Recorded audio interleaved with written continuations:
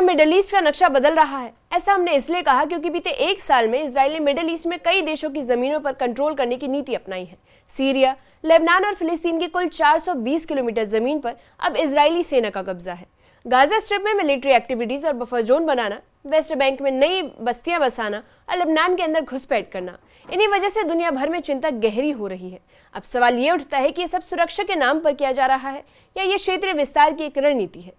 इस एक्सप्लेनर में हम आपको विस्तार से बताएंगे कि इजराइल ने पिछले एक साल में मिडिल ईस्ट के नक्शे को कैसे बदला, किन इलाकों पर कब्जा किया और क्यों इस पर पूरी दुनिया की नजरें टिकी है।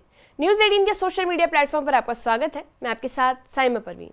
इजरायली प्रधानमंत्री बेंजामिन नेतन्याहू ने साफ तौर पर गाजा स्ट्रिप पर कंप्लीट मिलिट्री कंट्रोल का आदेश दिया है। पिछले 2 साल से चल रही हिंसा और संघर्ष के बीच ये आदेश गाजा के दक्षिणी हिस्से तक नियंत्रण बनाने के मकसद से दिया गया। अब इजराइल लगभग पूरी गाजा पट्टी को अपने प्रभाव में लेने की दिशा में आगे बढ़ रही है। नेतन्याहू का मानना है कि हमास के साथ कोई समझौता संभव नहीं और कंट्रोल ही सुरक्षा सुनिश्चित करेगा। वहीं गाजा के 2.3 मिलियन निवासी पहले से ही भुखमरी, पानी और स्वास्थ्य सेवाओं की कमी से जूझ रहे हैं। इसी स्थिति में इजरायली कब्जे की पहल मानवीय संकट को और बढ़ा सकती है। आपको बता दें कि दिसंबर 2024 से इजराइल ने सीरिया के दक्षिणी हिस्से में लगभग 400 किलोमीटर लंबा इलाका बफर जोन घोषित कर दिया है। ये इलाका इजराइल सीरिया सीमा से सटा हुआ है और इसे सुरक्षा ढाल के तौर पर इस्तेमाल किया जा रहा है। इजरायली सेना ने इस इलाके में पेट्रोलिंग, ड्रोन मॉनिटरिंग और सैटेलाइट निगरानी तैनात रखी है, जबकि इजराइल इसे सीमा सुरक्षा की कार्रवाई बता रहा है। सीरियाई सरकार ने इस कदम को अपनी संप्रभुता का उल्लंघन बताते हुए कड़ी प्रतिक्रिया दी है। इंटरनेशनल फोरम्स ने भी गंभीर चिंता व्यक्त की है। इजराइल ने हाल ही में लेबनान की सीमा के भीतर करीब 5 किलोमीटर तक इलाके में अपनी सैन्य मौजूदगी बढ़ा दी है। हिजबुल्लाह के खिलाफ सुरक्षा कारणों को आधार बनाकर यह कार्रवाई की गई है। लेबनान नागरिकों की आवाजाही प्रभावित हुई है, क्षेत्र में तनाव भी पैदा हो गया है। दक्षिणी लेबनान में सैन्य घुसपैठ को लेकर लेबनानी सरकार ने इसे अंतर्राष्ट्रीय कानून का उल्लंघन बताया है। वहीं दूसरी ओर इजराइल इसे सुरक्षात्मक घेरा बताता है, जहां सीमा पार से संभावित इलाकों को रोकना ही उसकी प्रायोरिटी है। हालात इतने संवेदनशील है कि दोनों देशों के बीच टकराव की संभावनाएं बढ़ती जा रही है और ये पूरी तरह मिडिल ईस्ट के सुरक्षा समीकरण को प्रभावित कर रहा है। इसी के साथ आपको बता दें कि वेस्ट बैंक में बस्तियों का विस्तार हुआ है।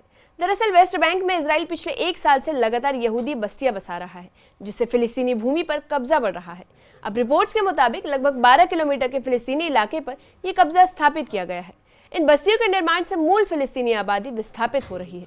ये संयुक्त राष्ट्र और अंतर्राष्ट्रीय समुदाय द्वारा मान्य 2 राष्ट्र सिद्धांत का उल्लंघन माना जा रहा है। अब आपको बता दें कि गाजा स्ट्रिप लगभग 41 किलोमीटर लंबी है और अक्टूबर 2023 से इजरायली सेना ने इस पूरे क्षेत्र पर सैन्य दबाव बनाना शुरू कर दिया था। ड्रोन हमले, एयर स्ट्राइक और जमीनी कार्रवाइयों ने गाजा को पूरी तरह युद्ध क्षेत्र में बदल दिया है। इजरायली नेतृत्व का दावा है कि इसका मकसद हमास मुक्त गाजा बनाना है, लेकिन सच्चाई ये है कि आम नागरिकों की जिंदगी तबाह हो चुकी है। लोगों को जरूरी सुविधाएं नहीं मिल रही और बहुत से लोग अपने घरों से बेघर हो चुके हैं और हर जगह भारी मुश्किलें और परेशानी का माहौल है। ऐसे हालात में इजराइल का सैन्य दबाव ये दिखाता है कि वहां एक बड़ी मानवीय परेशानी पैदा हो रही है। इसी वजह से दुनिया भर में लोग इजराइल की नीयत और छवि पर सवाल उठाने लगे हैं।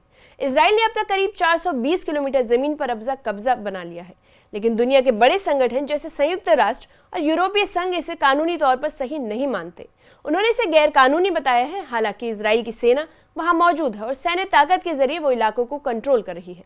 इससे साफ होता है कि असल जमीन पर जो हो रहा है वो कानूनी नियमों से काफी अलग है और यही अंतर अब 2 बड़े मुद्दे पर असर डाल रहे हैं। पहला है इलाके का संतुलन और दूसरा वहां के लोगों के राजनीतिक अधिकार। ऐसे में आगे चलकर वहां हालात और बिगड़ सकते हैं और दुनिया भर में इसे लेकर तनाव बढ़ सकता है। अब आपको बता दें कि इन सब में नेतन्याहू का विजन क्या है। दरअसल इजराइल के प्रधानमंत्री बेंजामिन नेतन्याहू ने साफ कर दिया है कि अब वो हमास से कोई समझौता नहीं करेंगे। इसके बजाय उन्होंने गाजा पट्टी पर पूरी तरह से कब्जा करने की योजना बनाई है। नेतन्याहू का कहना है कि यह कदम इजराइल की सुरक्षा के लिए बेहद जरूरी है, लेकिन कई देशों और विशेषज्ञों का मानना है कि एक खतरनाक और आक्रामक कदम है। उनके मुताबिक इससे इजराइल की छवि दुनिया में और खराब हो सकती है और यह युद्ध को ज्यादा लंबा खींच सकता है। कई लोग इसे सिर्फ सुरक्षा नहीं बल्कि जमीन पर कब्जा करने की नीति यानी एक्सपेंशनिज्म मानते हैं। इससे इजराइल अंतर्राष्ट्रीय स्तर पर अकेला पड़ सकता है और भी दबाव में आ सकता है। अब आपको बता दें कि इजरायली सेना के सबसे बड़े अधिकारी का क्या कहना है। दरअसल IDF चीफ एयाल जमीर ने प्रधानमंत्री बेंजामिन नेतन्याहू की गाजा कब्जा नीति का खुलकर विरोध किया है। उनका कहना है कि अब हमास बहुत ज्यादा खतरा नहीं रहा और लगातार लड़ाई से सेना थक चुकी है। उन्होंने चेताया कि अगर ये सैन्य अभियान जारी रहा तो इससे इजराइल की अंतर्राष्ट्रीय छवि को नुकसान हो सकता है। जमीर का ये बयान सिर्फ एक सैन्य चिंता नहीं बल्कि नेतन्याहू की पूरी रणनीति पर एक सवाल है। उन्होंने कहा कि इस नीति से सेना का मनोबल टूट सकता है और दुनिया भर में इजराइल की आलोचना बढ़ सकती है। ये नेतन्याहू के लिए एक बड़ी चुनौती बन गया है क्योंकि अब विरोध उनके घर के अंदर से ही उठ रहा है। अब आपको बता दें कि प्रधानमंत्री बेंजामिन नेतन्याहू एक ऐसा प्रस्ताव लेकर आए हैं जिससे अटॉर्नी जनरल को उनके पद से हटाया जा सके। आपको बता दें कि वही अधिकारी थी जिन्होंने नेतन्याहू की नीतियों की क्रिटिसिज्म की, लेकिन जैसे ही प्रस्ताव संसद में पेश हुआ, इजराइल के हाई कोर्ट ने तुरंत इस पर रोक लगा दी। कोर्ट का ये फैसला नेतन्याहू के लिए बड़ा झटका माना जा रहा है क्योंकि इससे उनके सत्ता केंद्रीकरण के प्रयासों पर ब्रेक लग सकता है। विपक्ष का कहना है कि नेतन्याहू न्यायिक संस्थाओं को कमजोर करना चाहते हैं। वहीं प्रधानमंत्री बेंजामिन नेतन्याहू के बेटे यायर नेतन्याहू ने IDF चीफ एयाल जमीर पर सीधा हमला बोला है। उन्होंने सोशल मीडिया पर कहा कि जमीर वामपंथी विचारधारा से प्रभावित है और जानबूझकर सरकार के खिलाफ माहौल बना रहे हैं। यायर ने मीडिया को भी निशाने पर लिया जो नेतन्याहू को गाजा हमलों के लिए जिम्मेदार बता रही थी। ये बयान दिखाते हैं कि अब सेना और सरकार के बीच की तकरार सार्वजनिक हो चुकी है। यायर के बोल राजनीति में बड़ी ध्रुवीकरण की तस्वीर है, जहां नेता और उनके परिवार खुद पर उठने वाली आलोचनाओं को निजी हमला मान रहे हैं। अब फ्रांस और कनाडा जैसे बड़े देश फिलिस्तीन को स्वतंत्र राष्ट्र मानने की बात कर रहे हैं, इसलिए इजराइल पर काफी अंतर्राष्ट्रीय दबाव बन गया है। लेकिन नेतन्याहू की सैन्य रणनीति इन दबावों को दरकिनार कर रही है। अब सवाल ये उठने लगा है कि क्या इजराइल अब शांति की राह पकड़ेगा या अपनी कब्जा नीति को जारी रखेगा। कई देश फिलिस्तीन की तरफ झुकाव दिखा रहे हैं, जिससे अंतर्राष्ट्रीय मंचों पर माहौल बदल रहा है। हालांकि नेतन्याहू का आक्रामक रुख इन कोशिशों को भी कमजोर कर रहा है। गाजा और वेस्ट बैंक में फिलिस्तीनी नागरिक बेहद कठिन हालात में हैं। वहां बिजली, खाना पीना और दवाओं की भारी कमी है। स्कूल, अस्पताल और घर तबाह हो चुके हैं। सबसे ज्यादा तकलीफ बच्चों को हो रही है।